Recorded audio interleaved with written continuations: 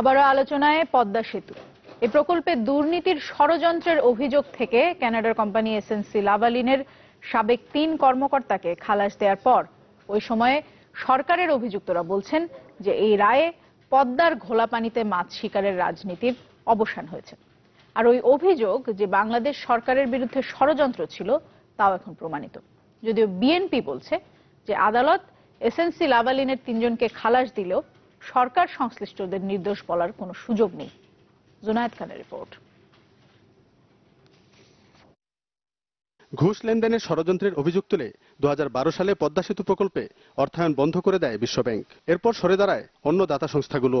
যদিও ওই সময় নিজেকে নির্দোষ দাবি করে পদত্যাগ করেন তৎকালীন যোগাযোগ মন্ত্রী সৈয়দ আবুল হোসেন। পদ হারান এবং নিষ্ক্রিয় হন সরকারের আরো কয়েকজন। তবে শুক্রবার কানাডার একটি আদালত দেশটির পরামর্শক কোম্পানি এসএনসি লাভালিনের সাবেক ৩ কর্মকর্তাকে দুর্নীতি ষড়যন্ত্রের অভিযোগ থেকে খালাস দেন। এরপরই সরব হন অভিযুক্তরা। প্রধানমন্ত্রীর অর্থনৈতিক উপদেষ্টা ডক্টর মশিউর রহমানের দাবি, কিছু লোকের ভুলের কারণে পদ্মার জল এত ঘোলা হয়েছে। সেই রকম একটা ফার্ম পজিশন মাননীয় প্রধানমন্ত্রী নিয়েছেন, কিন্তু সরকার এজ এ হোল হয়তো সেই ফার্ম পজিশন নেয়নি, একটা কম্প্রোমাইজের মধ্যে যাওয়ার চেষ্টা করেছে। তাদের বিভিন্ন কারণ থাকতে পারে। এটা তো প্রমাণিত যে এখানে কোনো ত্রুটি বা কোনো কিছু ছিল না, কোনো করাপশনও কোনো কিছু হয় নাই।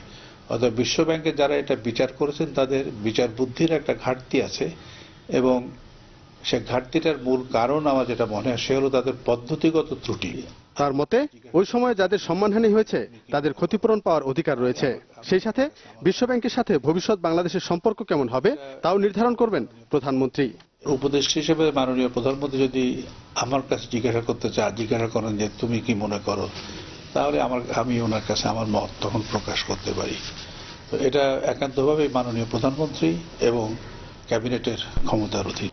অবশ্য এসএনসি লাভালিনের কর্মকর্তারা খালাস পেলেও সরকারের কুশীলবদের নির্দোষ বলতে নারাজ বিএনপির নেতা রুহুল কবির রিজভী। তার দাবি, বিশ্বব্যাংক এখনো আগের অবস্থানেই আছে। বাংলাদেশের কনটেক্সটে যাদের কথা এসছে সরকারের, সেটা যে ভিত্তিহীন এটা ভাবার কোনো কারণ নাই, কারণ এখনো পর্যন্ত যারা মূল অভিযোগকারী তারা এ বিষয়ে কোনো কথা বলেনি। কোনো ব্যক্তি বা দলের ষড়যন্ত্রে পদ্মায় অর্থায়ন বন্ধ করেছে বিশ্বব্যাংক তাও মনে করেন না বিএনপির এই নেতা। তারা যে কোনো ব্যক্তির প্রভাবে প্রভাবান্বিত হবেন এটা বিশ্বাসযোগ্য নয়, বা কোনো রাজনৈতিক দল তাদেরকে প্রভাবিত করবে এই ধরনের প্রতিষ্ঠান এটি নয়।